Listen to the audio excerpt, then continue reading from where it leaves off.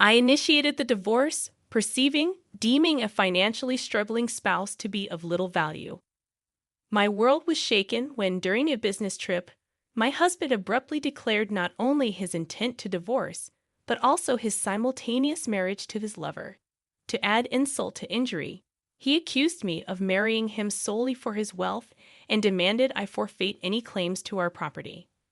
Confronting my indifferent husband, who had always treated me with disdain since our marriage, led to his unraveling and a downward spiral to rock bottom. I am Karen, 35 years old, raised by a single mother since my father's passing in kindergarten. Despite the financial challenges, we found happiness as a family of 3. Even as an adult with a decent salary, my frugal habits persisted from childhood. I married John, a wealthy man I met through an acquaintance, drawn to his kindness and the new world he presented. Our differing views on money and gender roles emerged after marriage. While John envisioned a traditional household, I was dedicated to my career and financial independence. Before marriage, John suggested I become a homemaker, assuming I would embrace traditional domestic roles. However, I expressed my desire to continue working until we had children, emphasizing the financial benefits. Although I managed to convince him, the reality of balancing work and household chores proved challenging. Despite being a full-time employee, my days were consumed with domestic responsibilities, leaving little time for us as a couple. In contrast, John, adopting a traditional husband role, contributed nothing to household tasks. While he witnessed my busy schedule, he simply indulged in dinner and relaxation. Upon returning home, balancing work and domestic responsibilities took a toll on our relationship, prompting me to question if this was the essence of a marriage. Despite my efforts, I hesitated to voice my dissatisfaction, fearing he might insist I quit my job. Despite his lack of contribution at home, I had hoped that the arrival of children would bring about a positive change in our relationship. Unfortunately, our connection had grown distant, casting doubt on the possibility of expanding our family. Feeling the urgency to discuss this matter, I approached John.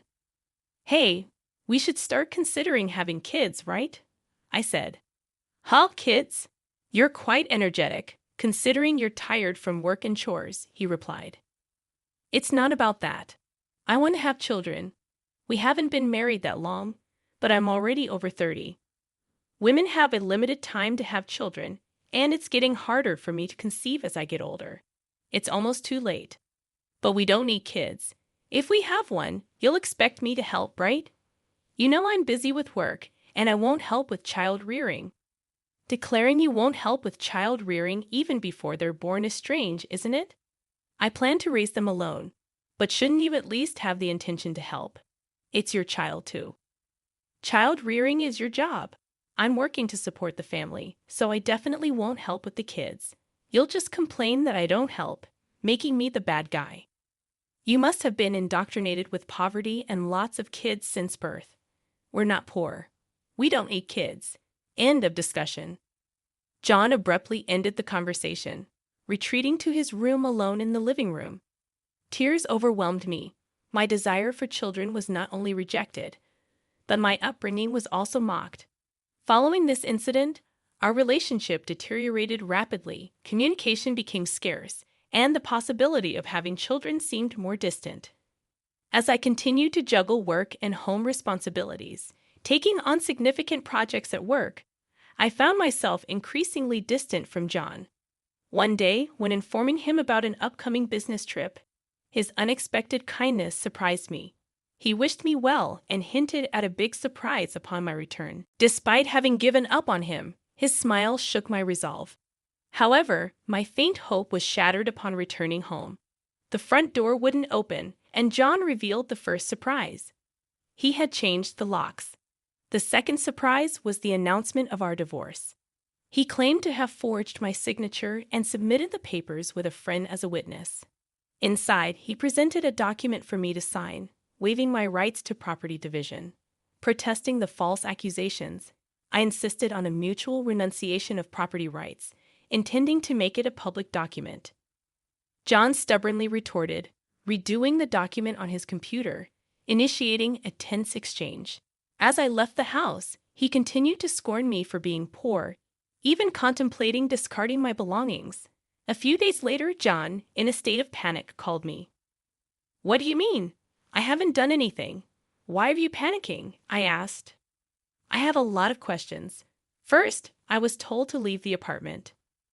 "Oh, you were still living there? That's not allowed. It's a new month. You're trespassing." "Trespassing? But it's my house." "Are you okay?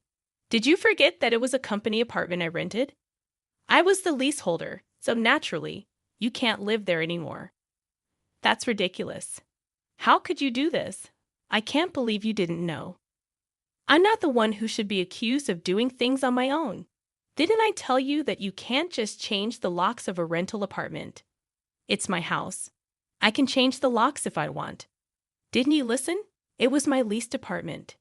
Even if you were the leaseholder, the owner is the apartment manager. You can't change the locks without informing them." "Is that so? Also, I terminated the lease.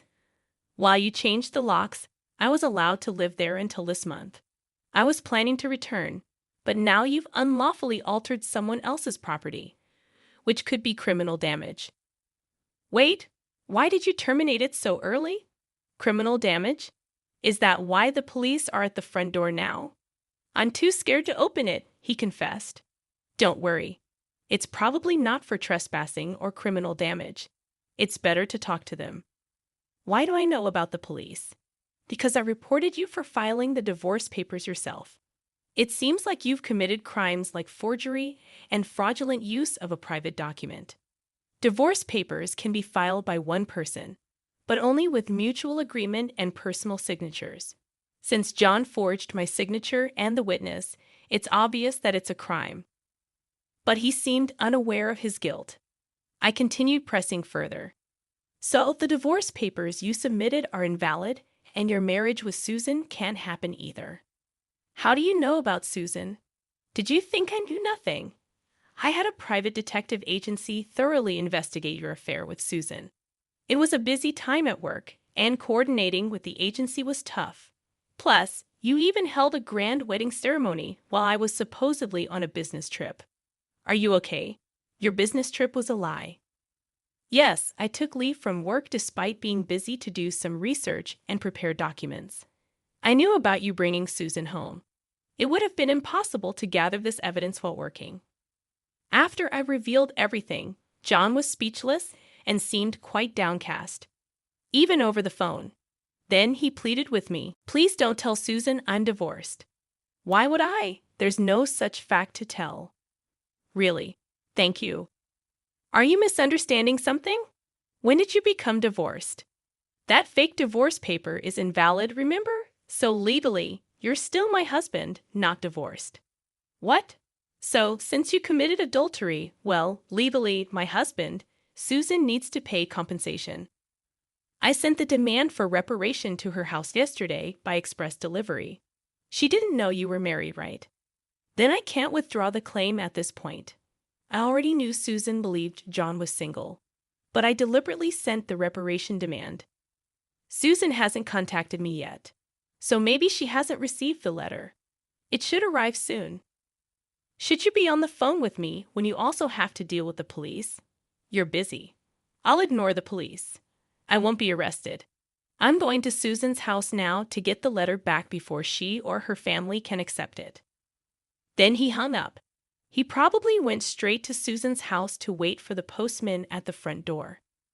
I knew it would be futile because the letter was sent as registered mail to Susan only.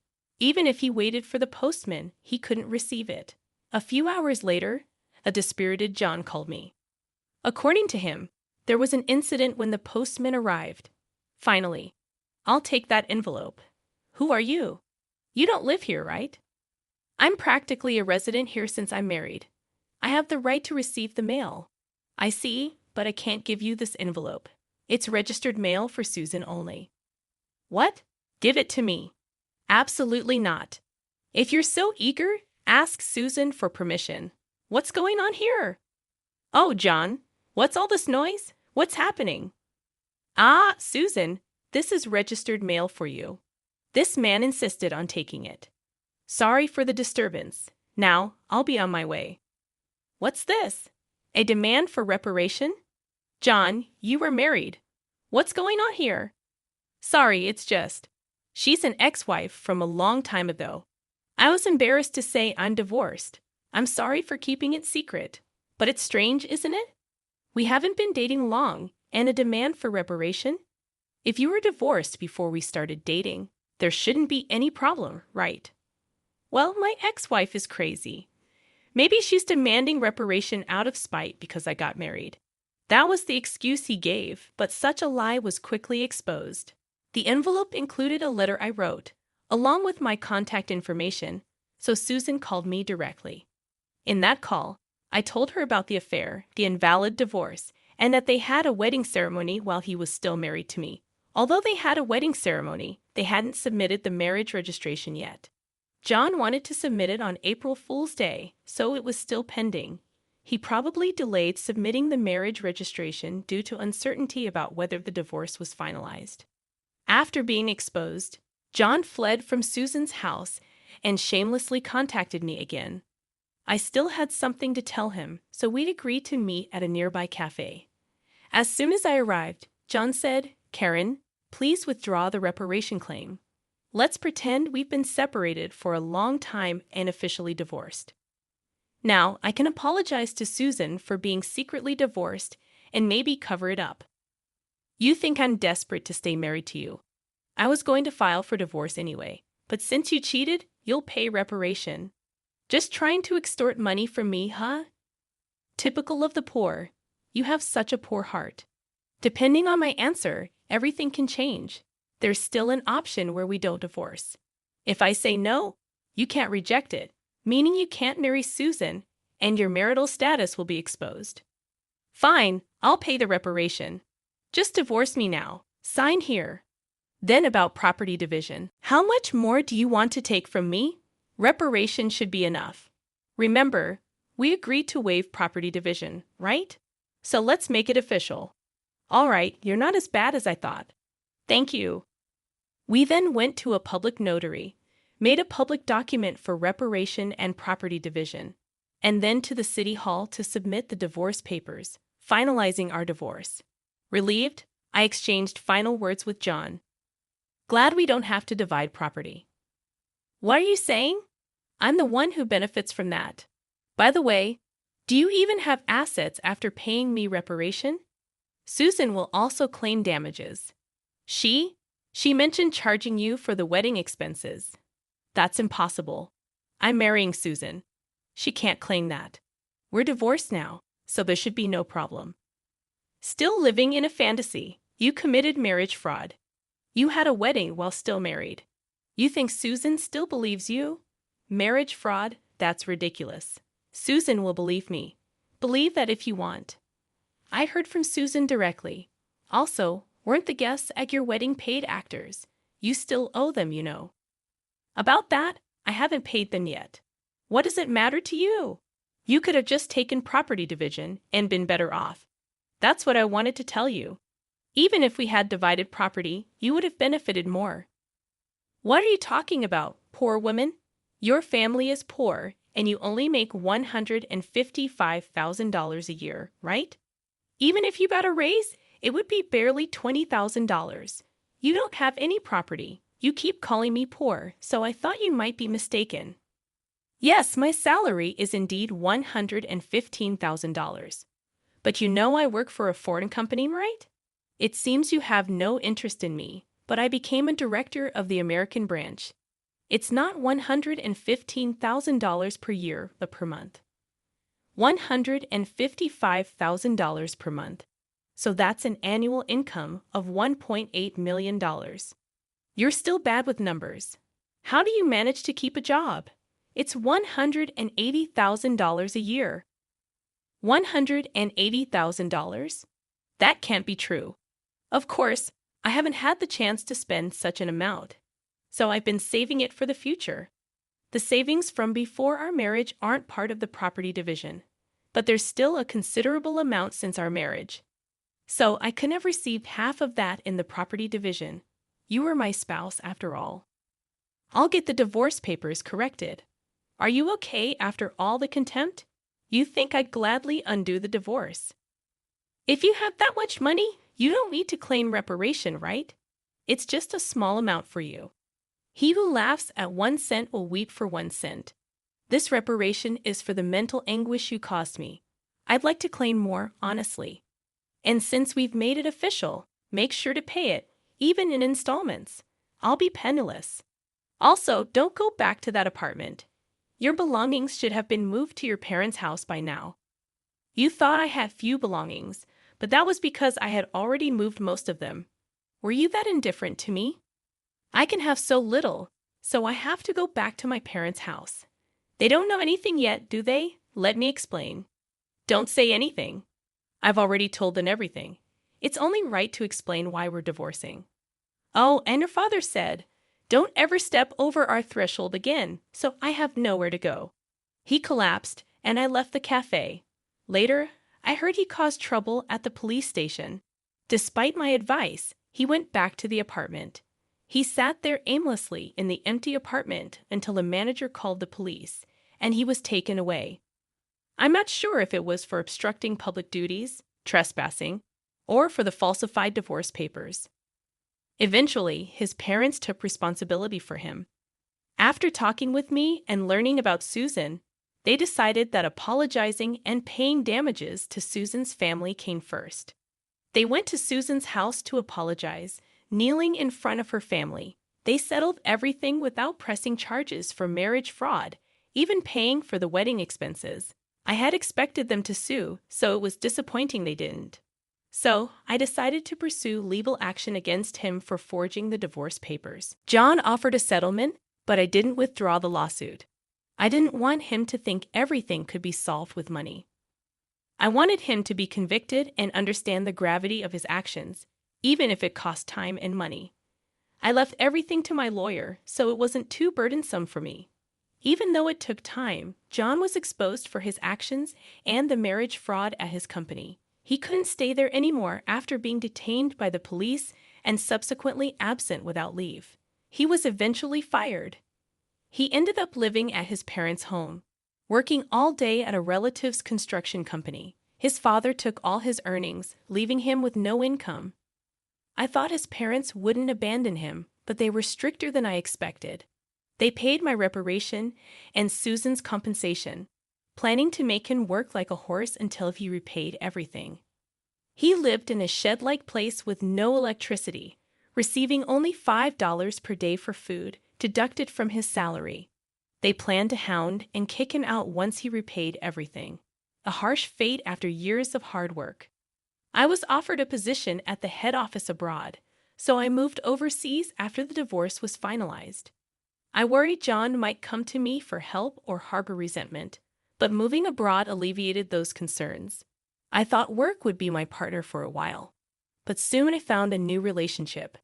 I'm now dating a foreign executive at our head office, and I'm pregnant with plans to marry soon.